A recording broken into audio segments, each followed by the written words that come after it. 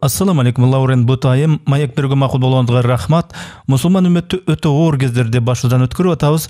Палестинанын мисалында аны көрүп турабыз. Ал жактагы агайын эже карындаштарыбыз үйсүз, тентишүүдө. Кичине балдар өлүп атат. Азык-түлүк запасы, суу, электр энергиясы жеткирилбей калууда. Ал байкуштар эмне кылууну билбей калышты. Журналист катары сиз ошол адамдардын арасында көп болдуңуз. Окуялардын эки тарабын тең көрө алдыңыз. Массалык маалымат каражаттарында бул жаатта ар кыл талкуулар бар. Чынында Палестинада эмне болуп атканын бизге айтып бере аласызбы? Азыркы болуп аткан окуялар ырасында палестиндиктер катышууга мажбур болуп аткан оюн. Айрыкча Газа чөлкөмүндө. Ал көнүмүштүккө көнүп өтүштү. 50 айда эмес, 50 аптада эмес, 50 жылдан ашып баратат. Бул конфликт 10 күн мурун башталган же 2 апта мурун башталган нерсе эмес, же 1 апта мурда болгон нерсе эмес. Бул деген Палестина калкынын ресурстары, жерлери, сионисттер жана сионизм тарабынан көз көрүүнө уурдалган, канча бир узак тоорго созулган азаптуу оорусу. Бул тартынууну адепти уруп да койбой бүтүндөй бир калкты тукум курут кылып кыруу. Ал окуя жаңы нерсе эмес. Билесизби, кечээ мен Газадагы Ясык деген досум менен сүйлөштүм. Аллах аны жана үй бүлөсүн Газадагы башка мусулмандарды коргосун. And he's in Gaza City. May Allah protect him, protect his family and all our brothers and sisters. Amin. And I said, where are you? Каердесиң десем, үйүмдүн жанындамы дейт. Уулдарың кандай дедим. Анын 2 уулу бар, кырчындай болгон уулдары бар, 10 жашка толо элек. Уулдарым жакшы күрөшүп атышат дейт. Анан атасы мага, уулдарым азыр үй тапшырмасын даярдап, же көл жегиндеги кумда ойноп, каруселдерге түшүп, балдар ойночу аянтта каткыра кубалашып ойночу маалдары эле дейт. Үшкүрүп. Анын ордуна Палестинадагы балдар, энелер жардыруудан терилери шылынганын, колдору үзүлгөнүн, чучаладай күйүп кеткенин көрүшүүдө. Мына ушундай балалык. Элестетиңиз, суу келбейт. Идишиндеги кичине сууну баар аяп ичип, мен 4 тамчы ичтим, бүгүнкүгө жетет деп каниет кылууга аргасыз. Электр жарыгы да жок. Израиль электр энергиясын өчүрүп салуу менен согуштук кылмышка барды. Интернет деген араң жан. Алар үй бүлөсү тирүүбү, өлүбү биле алышпайт. Анан дагы үйүңөрдөн чыгып кеткиле деп зордошууда. Кече жардыруулар болуп атканда эшикте түнөп чыккан үй бүлөлөрдү билем. Палестиналык мусулман боордоштордон азыр деле SMS жазууларды алып турасызбы? Ооба, азыр да жазышып турам. Бир нече үй бүлөлөрдөн маалыматтарды алдым. Биз үчүн дуа кылып койгула. Мүмкүн бул менин акыркы күнүм деп жазышат. Мухаммед Азура аттуу адам 10 жыл мурунку Израиль аткан ракеталык соккулардан бутунан ажыраган. Ал өзү профессионалдык баскетболчу. Майыптык коляскасында отуруп баскетбол ойночу. Мына ошол адам бизге дуа кылгыла, балким бул акыркы күнүбүз болуп калышы мүмкүн деп жазыптыр. Ар үйдүн бооруна үйлөрүңөрдү таштап кеткиле деген барактар чапталып атыптыр. А биз болсо үйдү таштап кетели деген оюбуз жок дейт. Андан тышкары Палестинада дагы бир досторубуз ошондой оор абалда турушса дагы өзүңөр кандайсыңар? Баары жакшыбы деп абалымды сурашат. Муну укканда жанчылып сынып кетемин. Анткени өзүңүздүн абалыңыз кандай деп мени сураганы алардын ыйманынын күчтүүлүгү. А мен болсо бу жерде Стамбулда бейпил бакубатчылыкта отурам да, алардын ыйманы үммөттү ойлоп атат. А биз үммөт катары аларды ойлоп атабызбы? Батыштагы көпчүлүк белгилүү адамдар, маселен Джастин Бибер сыяктуу атактуулар Израилди колдогон постторду жарыялашты. Ошондой эле кээ бир адамдар Хамас кыймылы тынч жаткан адамдарды кырып атат. Израиль ага коргонуу иретинде жооп кылып атат дешүүдө. Бу маселени ушинтип түшүнүүгө болобу? Палестинаны бомбалоолорду ушинтип актаса болобу? Джастин Бибер сыяктуу адамдар үнүңөрдү басып уунчукпай олтургулачы. Оозуңарды ачып, мындан ары Палестина деп дабышыңарды чыгарбагыла. Силер бакылда ошентип айта бересиңер. Анткени чыныгы абалды түшүнбөйсүңөр. Палестина калкы бул күрөштү эмне себептен жүргүзүп атканын түшүнбөй туруп, ал жактагы болуп аткан окуяларды серепчилөөгө акыңар жок. Анткени силер ошол азап тозокту көрүп кан жуткан адамдар эмнелерди баштан өткөргөнүн кымынча дагы түшүнө албайсыңар. Субханаллах. Атактуу белгилүү эле адамдар Палестина маселесинин ичинен эч түшүнүшпөйт. Батыштагы паптар да отуруп алышып, интернетте троллдор аркылуу ардеме жазасыңар. Тынч отуруп тургула. Адыр силердин маалыңар эмес. Аузубиллах, эгер мен сиздин үйүңүзгө кирип жубайыңызды уруп, балдарыңызды өлтүрүп, өзүңүздү үйүңүздөн чыгарып жиберсем эмне болот? 1 жыл өткөн соң кайра үйүңүзгө кирмекчи болуп жанталашсаңыз, "Өй, бул менин үйүм го" деп чыркырасаңыз, анан кантип тигил үйүңүзгө кирген баскынчы коргонуп аткан болот? Бирөөнүн жерине өкүмзорлук менен бастырып кирип, аны тартып алганың аз келгенсип. Атайла барын билип туруп адамдарды, кичине балдарды өлтүрүп атсаң, алардын укуктарын бузуп атсаң, ошол кантип өзүн-өзү коргонууга аталсын.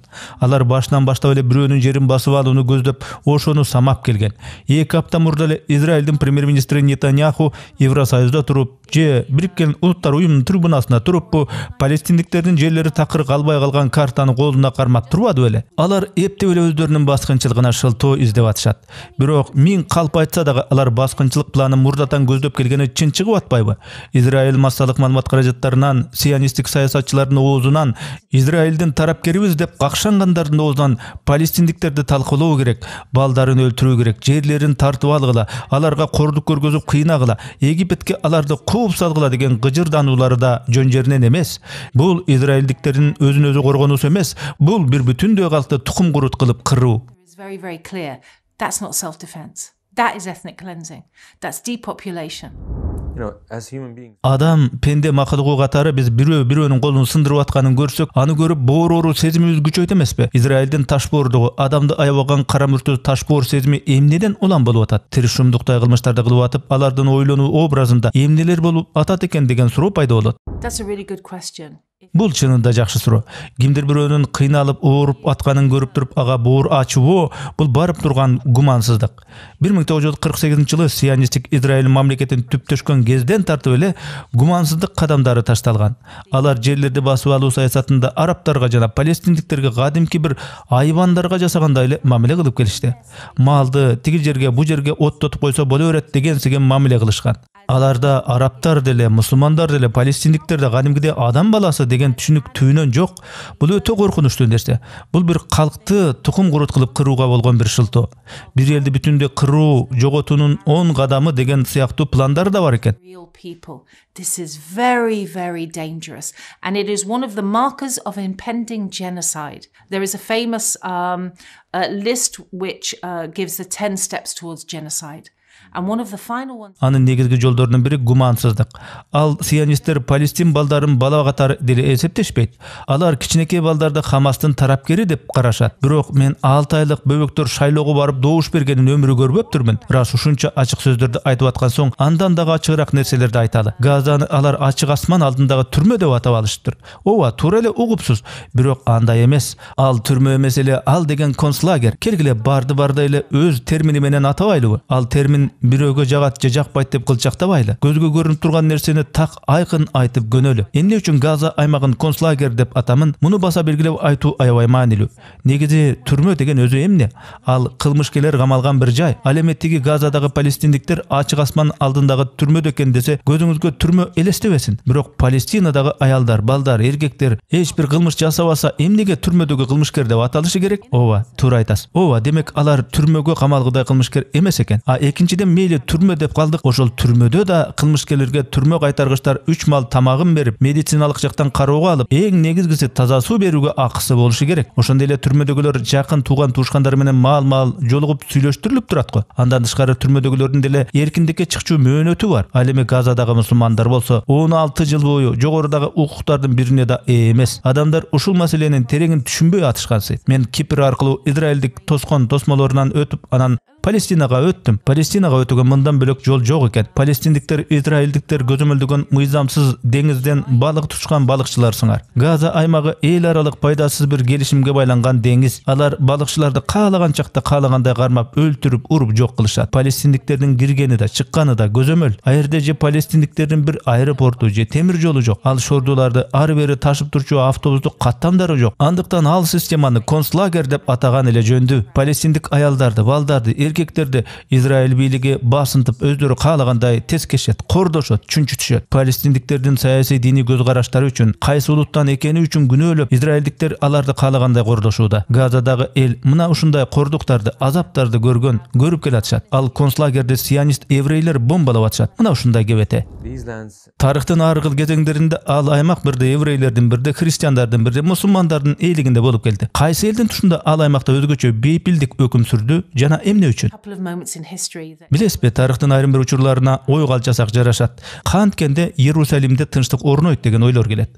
Тарыхтан мисалы Умардын Иерусалимде жеңген кезеңдерин мисалдатар элем.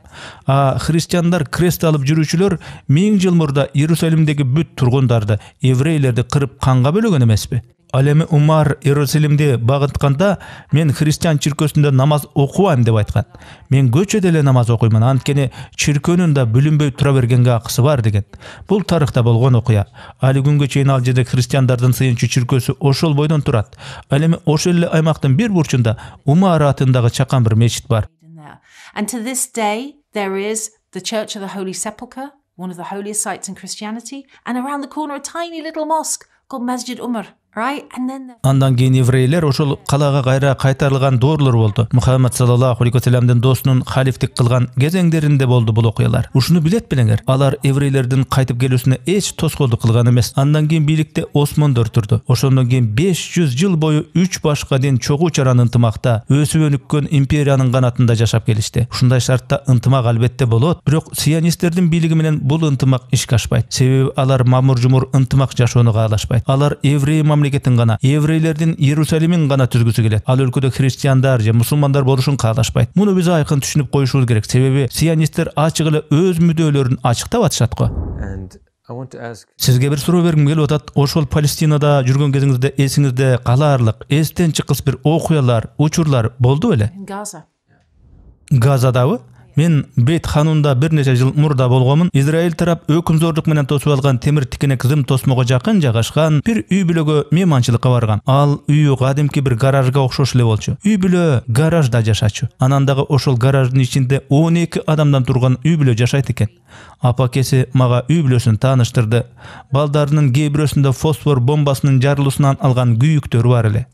Дагы бир 16 жашар уулу сыртка таштанды төгөйүн деп чыга коюп, израилдик снайпер аткан октун денесинде үрөй учурган тырыктар калыптыр.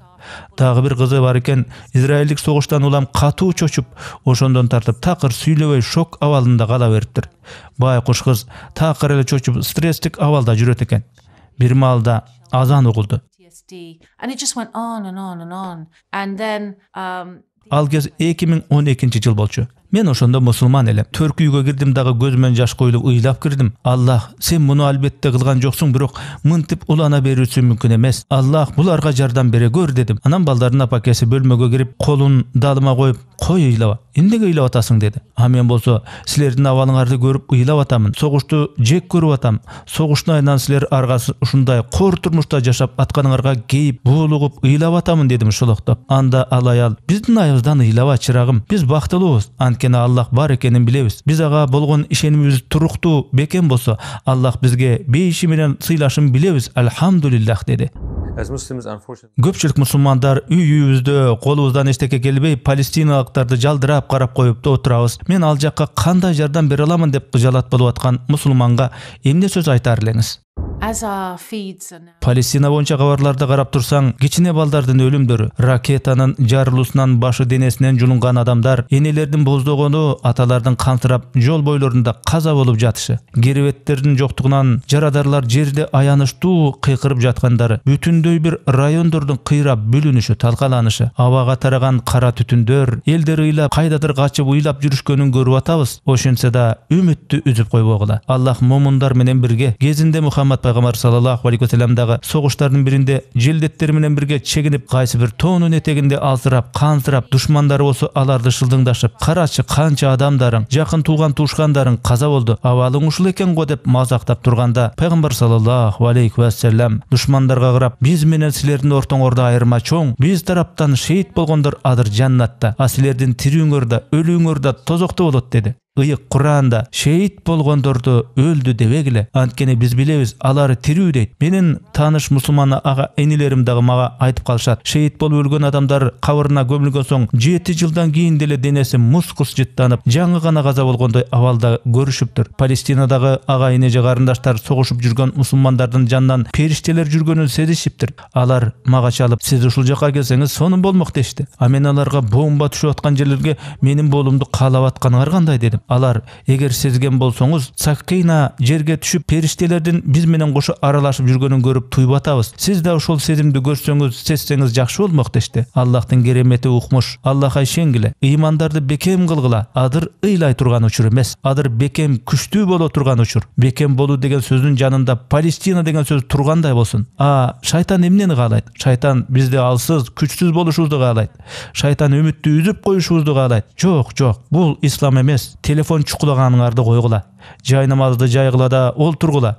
Мейли намаз маалыбы, жөн жай учурбу, ал маанилүү эмес. Колуңарды, алаканыңарды жайып, я Рахман, я Рахим, я Куддус, я Салам, куугунтук көргөн, азапталган кулдарыңа жеңиш бер, капырлардын үстүнөн үстөмдүк бер, өз кулдарыңа жакшылык бер, бактылуулук бер деп зикир айткыла, дуа кылгыла. Жүрөңөрдү зикир аркылуу бекемдегиле. Аллах зулумдардын жазасын өзү берет. Аллах палестиндиктерди жеңиши менен сыйлайт буюрса. Bless the Palestinians with victory. Amen. Урматтуу достор, бул тасма бизге каржылай акча которуп жаткандардын колдоосу менен чыкты. Ушул тасманын келечекте канча адамдар көрсө, ошол көрүлгөн ар бир мүнөтү үчүн бизди колдогон катталуучулар үчүн эселеп, сооп жазыла берсин иншаллах. Урматтуу жаңы кошулган достор, туугандар, силер да мындан аркы дават видеолордун ээси, каржылоочусу, биздин соопторду тең бөлүшкөн мусулмандардан болуңуздар.